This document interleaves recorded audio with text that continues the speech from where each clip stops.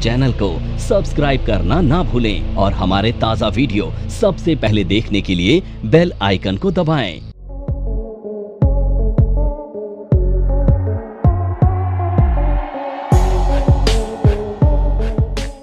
आज हम पढ़ेंगे सपोर्ट और रेजिस्टेंस के बारे में।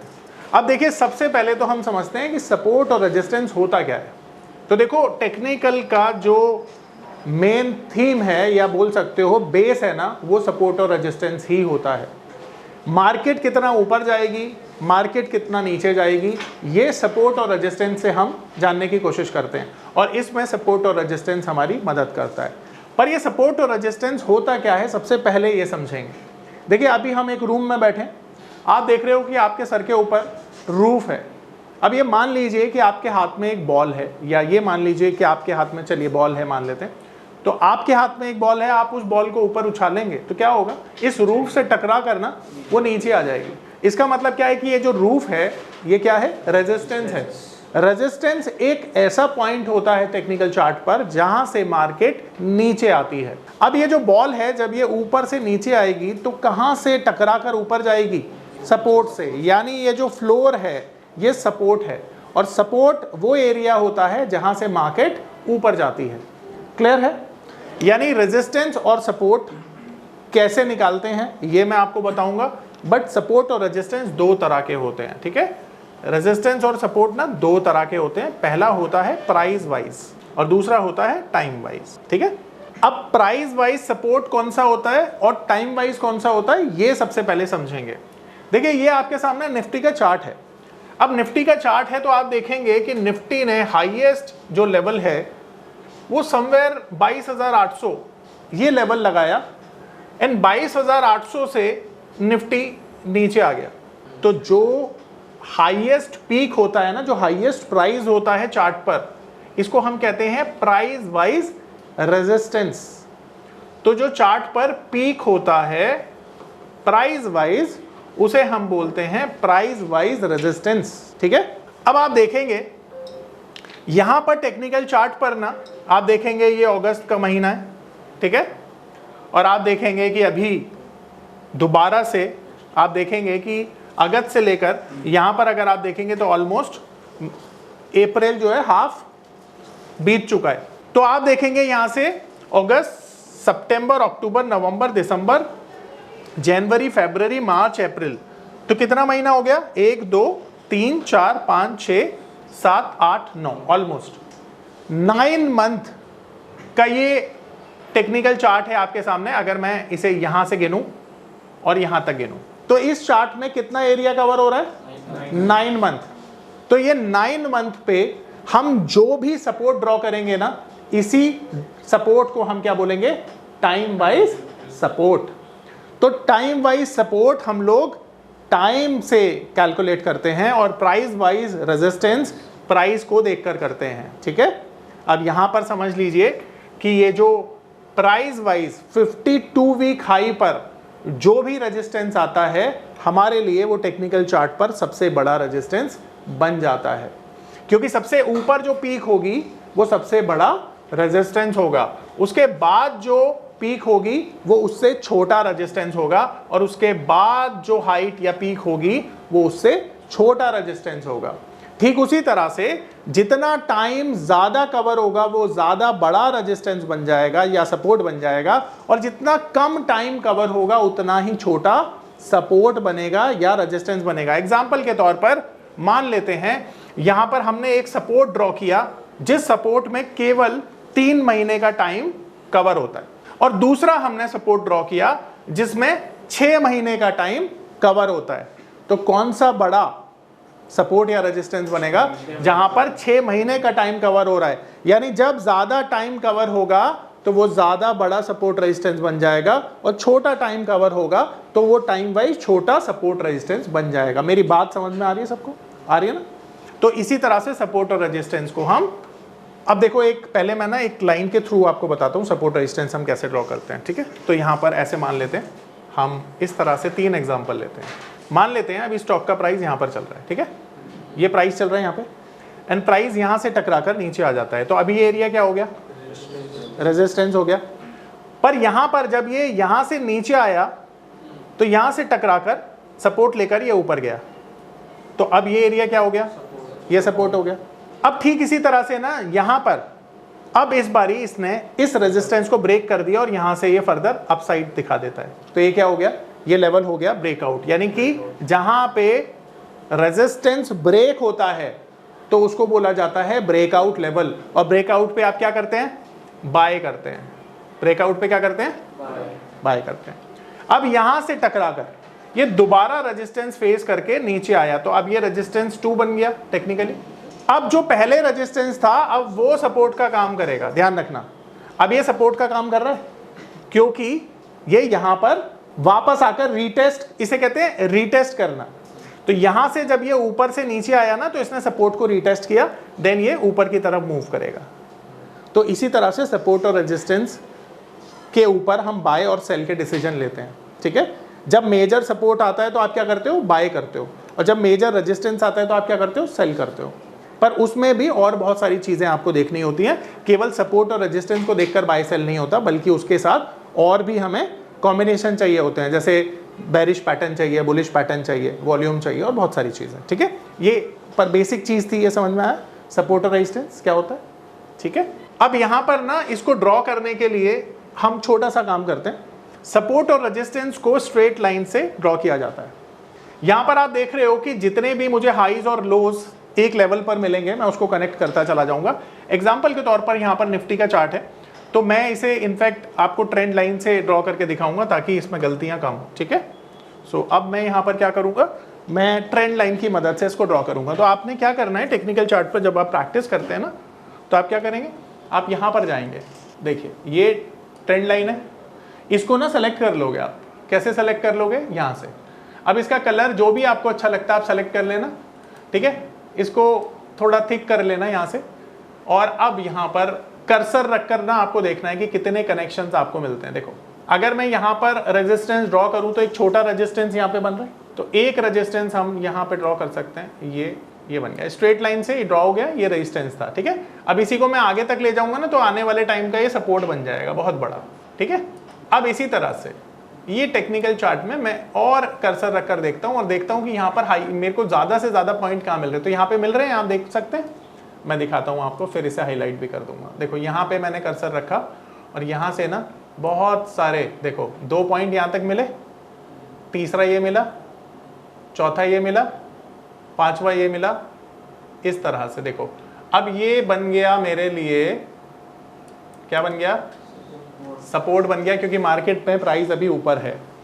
अब इसी तरह से ये लेवल मेरे लिए क्या था, पहला सपोर्ट था जो ये ब्रेक कर चुका है टेक्निकल चार्ट। यहां पे देखो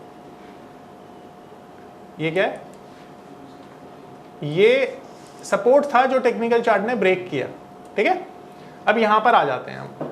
अच्छा, सपोर्ट और रेजिस्टेंस मल्टी, टेक्निकल चार्ट पे ना मल्टी सपोर्ट रेजिस्टेंस भी ड्रॉ कर सकते हो, यानी बहुत सारे सपोर्ट और रेजिस्टेंस ड्रॉ किए जा सकते हैं, ध्यान रखना, कोई दिक्कत वाली बात नहीं होती। देखो अब यहाँ पे देखो, अभी एक सेकेंड, ये देखो, देख पा रहे हो। और मैं एक 52 वीक के हाई के ऊपर दे देता हूँ आपको, ये हाईएस्ट पीक है, तो हमारे लिए हाईएस्ट रेजिस्टेंस ये बन जाएगा। इसको मैं आगे तक लेके जाता हूँ, ठीक है। अब बहुत सारे सपोर्ट रेजिस्टेंस हमारे लिए बन गए, इनको मैं थोड़ा सा बड़ा कर देता हूँ ताकि हमको कैलकुलेशन करने में, समझाने में थोड़ी आसानी हो जाए, ठीक है। कर लोगे ना तो सभी लोग। अब हमारे लिए यहाँ पर सपोर्ट और रेजिस्टेंस जो है पूरी तरह से तैयार है, ठीक है। अब इसको थोड़ा बड़ा कर देते हैं। अब यहाँ पर आप देखो कि मैंने आपको बताया कि जो हाईएस्ट पीक है वो क्या बन जाती है, वो रेजिस्टेंस बन जाता है। हमने देखा हमारे लिए हाईएस्ट पीक इस लेवल पर है, तो ये 52 वीक हाई है। 52 वीक हाई को हम टेक्निकल चार्ट पे हाईएस्ट पीक से देख सकते हैं। यहां पर आप देख रहे हो 52 वीक हाई जहां पर लगा, ये सबसे बड़ा रेजिस्टेंस है टेक्निकल चार्ट में, और इसी को हम क्या बोलेंगे, प्राइस वाइज रेजिस्टेंस बोलेंगे, ठीक है। अब आप देखो कि टेक्निकल चार्ट में अगर आप एरिया वाइज करते हो, देखते हो, तो सबसे ज्यादा यहां पर कौन सा टाइम कवर किया जा रहा है। यानी अगर मैं इसकी बात करूं यहां से, तो ये, या नीचे वाली बात करूं तो और भी ज्यादा होगा, पर इसकी बात कर लेते हैं अभी। यहां से लेकर और यहां तक अगर मार्केट आ जाता है इन एनी केस, तो क्या होगा, यहां पर सबसे ज्यादा एरिया कवर किया जा रहा है, इसीलिए ये वाला जो सपोर्ट है ये टाइम वाइज सपोर्ट बेहतर माना जाएगा क्योंकि इसने सबसे ज्यादा एरिया कवर किया है। मेरी बात समझ में आ रही है ना? अब देखो यहां पर कैसे काम होता है। यहां पर जब हम सपोर्ट और रेजिस्टेंस की बात करते हैं, जब भी हम सपोर्ट और रेजिस्टेंस की बात करते हैं तो कैसे बात करते हैं, देखो यहां से समझने की कोशिश करना। मार्केट में क्या हुआ, ये एक अच्छा बेहतर एग्जांपल है। देखो यहां से ना मार्केट ने एक ब्रेकआउट लिया, देखो ये ब्रेकआउट पॉइंट है, तो ब्रेकआउट पे आप क्या करते हो, बाय कर लेते हो ना। अब ब्रेकआउट के बाद मार्केट कहां तक ऊपर गया, देखो अगले रेजिस्टेंस तक गया एंड फिर यहां से नीचे आया। अब देख पा रहे हो, देख पा रहे हो। अब यहां से देखो सपोर्ट लिया टेक्निकल चार्ट ने एंड देन यहां पर दोबारा मार्केट ऊपर गया, और जब ऊपर गया तो इस बार फिर से ब्रेकआउट हुआ और फिर से मार्केट ऊपर चला गया एंड देन फिर मार्केट यहां से नीचे आया और इस बार मार्केट ने ब्रेक डाउन दिया और मार्केट अभी नीचे है। ये पॉइंट है ब्रेक डाउन का, और ब्रेक डाउन पे आप क्या करते हो, सेल करते हो। ब्रेक डाउन जब आता है तो मार्केट नीचे जाता है और ब्रेकआउट जब आता है मार्केट ऊपर आता है। ब्रेकआउट और ब्रेक डाउन को ना आप तीन तरह से पहचान सकते हो, सपोर्ट और रेजिस्टेंस के माध्यम से भी, पैटर्न के माध्यम से भी और वॉल्यूम के माध्यम से भी। वॉल्यूम अभी हमने पढ़ा नहीं है, इसकी बात हम बाद में करेंगे, पर अभी बेसिक चीज है सपोर्ट और रेजिस्टेंस को समझना। तो यहां पर आप देख पा रहे हो, अब आपको ये सोचना है कि अब मार्केट और कितना गिर सकता है। जैसे मैंने आपको बताया ना कि मार्केट में सपोर्ट रेजिस्टेंस हमें क्या बताते हैं, नेक्स्ट लेवल क्या होगा, कहां से मार्केट रिवर्सल लेगा, वो सारी चीजें हमें पता चलती हैं। अब देखो यहां पर ये सपोर्ट दिख रहा है आपको, अब ये तो हमारे लिए सपोर्ट हो गया ना। अब मार्केट कहां तक आ सकता है, ये एक एंटिसिपेशन आप कर सकते हो कि जहां पे मार्केट का सपोर्ट है वहां तक मार्केट आ सकता है। तो अभी ये जो सपोर्ट है ये आता है तकरीबन 21,900 के लेवल। तो 21,900 आपके लिए क्या हो गया, अभी करंट सिनेरियो के हिसाब से मार्केट के लिए सपोर्ट हो गया। तो आप बोल सकते हो कि अगर यहां से मार्केट ऊपर गया तो मार्केट बॉटम बना देगा, ये एक पॉसिबिलिटी हो सकती है ना, पॉसिबिलिटी हो सकती है। तो सपोर्ट पे आप क्या करते हैं, हमेशा बाय करते हैं, बट फिर भी सपोर्ट पे ऐसे बाय नहीं किया जाता। सपोर्ट पे वॉल्यूम चेक किया जाता है, कंफर्मेशन के लिए पैटर्न चेक किया जाता है और फिर बाय किया जाता है। ठीक है, आ रही मेरी बात समझ में? और अब फिर मान लेते हैं कि यहां से 21,900 से अगर मार्केट ऊपर गया तो कहां तक जाएगा, ये जो अगला रेजिस्टेंस है इसका 22,500। अब मान लेते हैं 22,500 से दो पॉसिबिलिटी बनती है ना भाई, देखो एक तो मार्केट दोबारा नीचे आ जाए या फिर मार्केट ब्रेकआउट ले ले। तो अगर ब्रेकआउट लिया तो फिर रास्ता खुल जाएगा 22,800 का, और अगर यहां से वापस नीचे आया तो दोबारा से मार्केट का रास्ता खुलेगा कहां पे, 21,900 का। तो ये चीजें आपको बताएंगी कि आपके लिए अगला लेवल मार्केट का कौन सा हो सकता है। तो सपोर्ट रेजिस्टेंस आपकी मदद करते हैं, किस लिए, सपोर्ट रेजिस्टेंस को निकालने के लिए, यानी मार्केट कहां तक जा सकता है, कहां से रिवर्सल ले सकता है, कहां से गिर सकता है। ये सभी चीजों को हम टेक्निकल सपोर्ट एंड रेजिस्टेंस के माध्यम से जान सकते हैं। मेरी बात समझ में आ रही है सबको, अच्छे से आ रही है? सपोर्ट रेजिस्टेंस में किसी का कोई डाउट तो नहीं है? ब्रेकआउट ब्रेकडाउन पक्का, ये अच्छे समझ में आया सबको? अब हम यहाँ पे एक शेयर का चार्ट लगाते हैं, तो कोई भी शेयर आप लोग बोलेंगे उसका मैं चार्ट यहाँ पे दिखाऊंगा आपको। बोले टाटा पावर। अब देखो टाटा पावर का ना, पहले तो 1 डे का टाइम फ्रेम लेते हैं हम, ठीक है। ये टाटा पावर का चार्ट है और यहाँ पर आप देख सकते हो कि टाटा पावर अपने 52 वीक के हाई के पास ही चल रहा है, तो बुलिश ही है अभी, तो ऐसे बोल सकते हो, है ना। अब इसको थोड़ा सा कंप्रेस करना पड़ेगा चार्ट को, ताकि मैं आपको ना इसके रेजिस्टेंस और सपोर्ट दिखा सकूं, ठीक है। ये मैंने कंप्रेस कर दिया सो दैट इसमें बहुत सारा डेटा कवर हो गया और अब बेहतर तरीके से हम सपोर्ट रेजिस्टेंस इसे ड्रॉ कर पाएंगे। तो देखो पहला एक यहाँ पे मल्टीपल हमारे सपोर्ट रेजिस्टेंस हो सकते हैं। तो पहला तो एक बड़ा यहाँ पर आप देख सकते हो ये लेवल आ रहा है, ठीक है। दूसरा लेवल ये वाला छोटा सा है, इसको आगे तक कनेक्ट करेंगे तो हो नहीं रहा, तो ये यहीं तक कनेक्ट होगा, ठीक है। कर्सर रखकर देख लेना, ठीक है। जहाँ पर भी हाईज लोज मिल रहे हैं ना मैक्सिमम, उसको सीधे ले जाना बस इस तरह से, देखो, ठीक है। आ रहा ना समझ में? देखो कितने सारे कनेक्शंस मिले हमें यहाँ पे, एक ये मिला, ये 2 मिले, अरे ये तीसरा, ये 4th 5th 6th 7th, ठीक है। इस तरह से हाईज लोज को कनेक्ट करना। अभी 3 ही रखते हैं, ठीक है। अब ये मुझे बताओ कि इनमें से सबसे बड़ा सपोर्ट कौन सा है? सबसे नीचे, क्योंकि सबसे ज्यादा टाइम कवर कर रहा है। अच्छा, और 52 वीक का हाई जो मैंने आपको बताया था, 52 वीक हाई जो है, ये सबसे ऊपर है, यानी ये सबसे बड़ा रेजिस्टेंस हो गया। तो यहाँ पे मेजर रेजिस्टेंस कौन सा है आपके सामने, ठीक है? 445, ठीक है, 443 वो जो भी है, ये सबसे बड़ा रेजिस्टेंस हो गया टाइम वाइज, ठीक है, 445 का मान लेते हैं, ये प्राइस वाइज रेजिस्टेंस हो गया और ये टाइम वाइज हो गए, ठीक है, आ रहा है समझ में। अब यहाँ पर पॉसिबिलिटीज देखते हैं कि भाई अगर टाटा मोटर्स, अब मैंने ये दिखाया आपको, अब मैं थोड़ा सा इसको आपको बड़ा करके दिखा रहा हूं कि अब यहाँ पर क्या पॉसिबिलिटी बनती है। देखो एक सपोर्ट टाटा पावर के लिए ये वाला है, ये सपोर्ट का काम करेगा लेवल, ठीक है, देखो यहाँ पे कनेक्शन 3 मिल रहे हैं, ये देखो, तो ये सपोर्ट हो गया 412 का।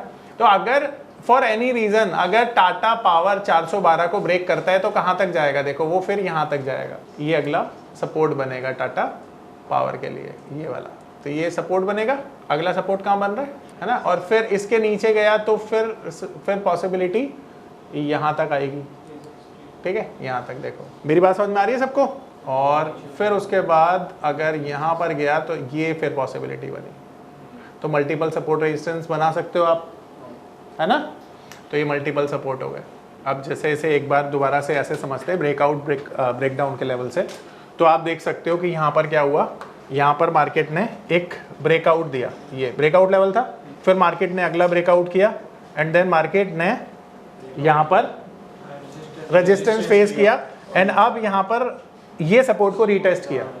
अब रीटेस्ट करने के बाद अगर यहाँ से मार्केट की दो पॉसिबिलिटी है, एक तो इस लेवल के नीचे गया तो नीचे, नहीं तो ऊपर, तो ये सारी पॉसिबिलिटी आप टेक्निकल चार्ट पे सपोर्ट एंड रेजिस्टेंस से निकाल सकते हो। आ रही मेरी बात समझ में। अब यहाँ पे किसी का कोई डाउट है रिगार्डिंग सपोर्ट रेजिस्टेंस तो आप पूछो। मेरा नाम है अतुल, मैं एक नामी होटल में मैनेजर के तौर पर जॉब करता था। मार्च 2020 में लॉकडाउन के दौरान मेरी जॉब चली गई। उसके बाद मुझे घर चलाने और बच्चों के भविष्य की चिंता होने लगी।